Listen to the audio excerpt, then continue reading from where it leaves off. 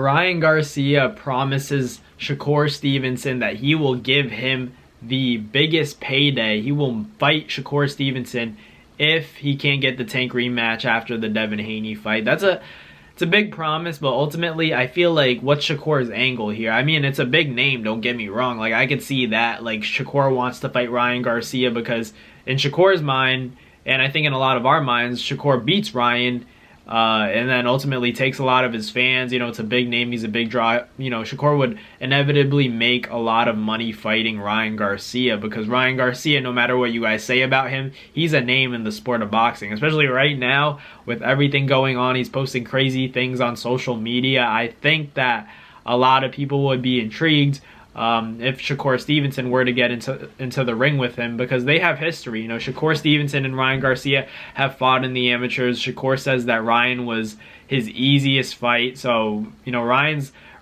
replying, he's retaliating, saying that, you know, you're arrogant, you're not that good. What happened in the De Los Santos fight? And Shakur replied, you know, I had a messed up hand. And Ryan was like, okay, I'm just saying.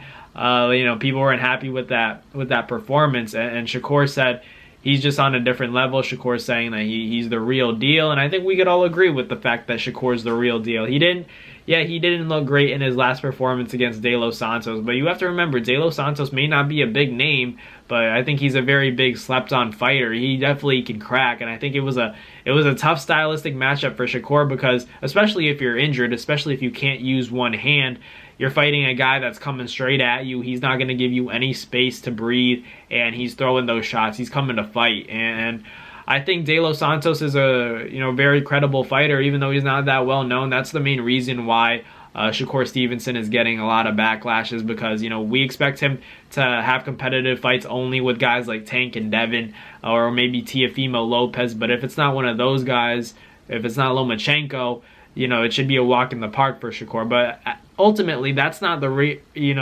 realistic side of boxing. That's not the reality of this sport. The truth is that any fighter can get in the ring with you and give you trouble, even if they're not a known name, even if it's not Devin, Tank. Guys like Robertson Conceição, guys like Edwin De Los Santos, these are all difficult fights to call when you don't have enough firepower. And I'm not saying Shakur doesn't have firepower, because he definitely has something, but he doesn't have that power that'll force guys to give you respect like Tank does.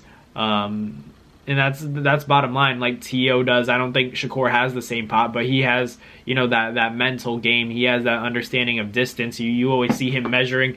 He's always keeping that jab straight out because he's gonna calculate his distance. He's gonna know if you're in range or not. You'll see him pull back a lot. He always knows what his range is, and I think that's why Shakur is as talented as he is. It's not really his punching power. It's not really his hand speed. His footwork doesn't necessarily stand out, amongst the rest of the pack with Tank, Devin, and anyone out there. There's nothing necessarily outstanding. It's just the knowledge. It's the knowledge, the discipline, and the understanding of movement, the understanding of measuring your distance and understanding, the timing. The timing beats speed, and Shakur just has a really good understanding of that. And otherwise, I think that, Devin Haney probably has a better jab than Shakur does, and Tank has more power, but, why is Shakur even considered on his level?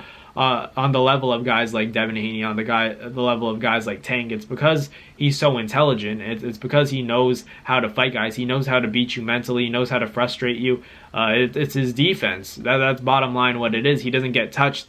But Ryan Garcia has made the argument that Shakur just is afraid to get hit. There's a difference between being defensively sound and being afraid to get hit, and that's ultimately what Ryan Garcia is saying. I think it goes hand in hand. Personally, I believe like a fear of getting hit is something that is important. I think that makes you more dangerous. I think that makes you more intelligent, because I think Floyd was afraid to get hit, and he had a great chin because it was rarely tested. It was rarely touched, and that's what makes a great chin. So I'm not saying being scared of getting hit is a bad thing. I think it's a good thing. If you're aware of the fact that I don't want to get hit with a clean shot, let me use this shoulder and then counter you. That's intelligence. That's not being afraid. I think that's more so, having a high IQ. It's hit and not get hit. That's what the sport of boxing is. And I think Shakur understands that very well. Guys like Devin Haney understand that very well.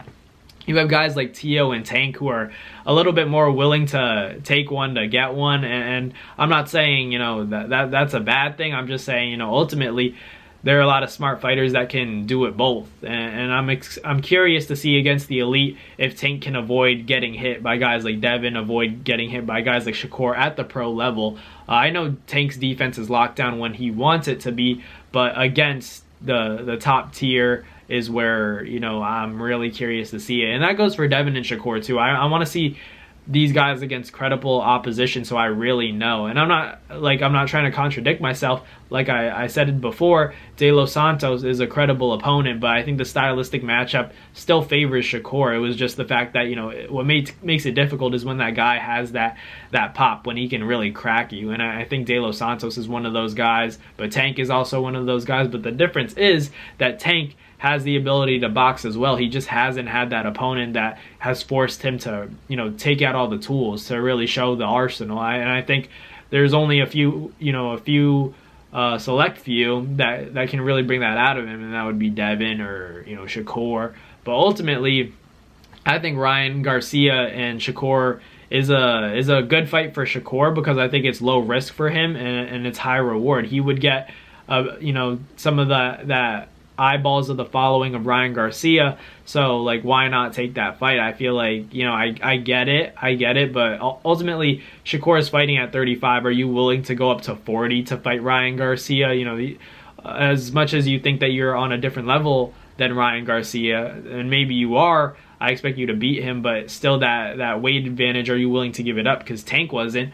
But if Shakur is, then, I'd respect it. But ultimately, Shakur is a bigger guy, so I guess it would make sense for him to be willing to go to 40, not have to cut that extra 5 pounds down to 35. So maybe he looks forward to it, and it plays out in his favor. But ultimately, that's a big fight. We have to see what goes down on April 20th between Devin Haney and Ryan Garcia before we talk about any of that, because, even though we just did, I'm just talking about the news of Ryan Garcia and him promising Shakur that he'll make a fight with him if he can't get the Tank rematch, if he beats Devin. And Shakur even said, I don't think you can beat Devin specifically because of your mental. I think Devin's just, going to beat you. That's what Shakur said. And I respect that for him saying that, but that ultimately means he probably won't fight Shakur just because if Ryan loses, what does Shakur really have to gain from that?